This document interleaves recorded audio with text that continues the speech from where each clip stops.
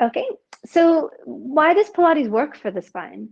Pilates develops strength in the deep abdominals, right? So, and I'll show you all the musculature again just to review, but the deep abdominals, why do they even work to help the spine? And when we talk about deep abdominals, right, we're referring mostly to transverse abdominis and the obliques, but they're close enough to the spine.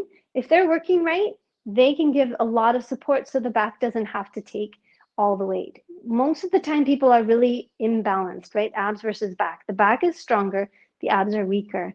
And that can happen, happens kind of naturally as people age and get a little bit heavier in their middle section. Also, women who have had babies and don't rehab that, that's been all those muscles stretched out. It's really hard to get them back strong. Also, men tend to gain weight in their abdomen, right? And they get the belly coming out in the front. So those muscles are distended and not working as well to support the spine. Plus that, that changes posture too, puts them in a little bit more lordosis. So getting strong abs can help address those issues. It can help correct posture. It can also, working on the spine, we can also minimize thoracic kyphosis, right? That forward leaning body posture. We can lengthen and strengthen the body front and back without adding bulk. So that's really fabulous for us in the healing process. We can isolate muscles, right? A lot of times, a lot of exercises people do don't really isolate. And you guys have seen it, right? They're tucking their butts and using their hip flexors to lift their legs to tabletop instead of using their abs to do the work.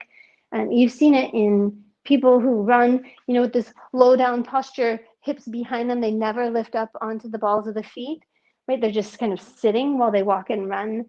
So you've seen this, and we'll go through them even in more detail as we go on.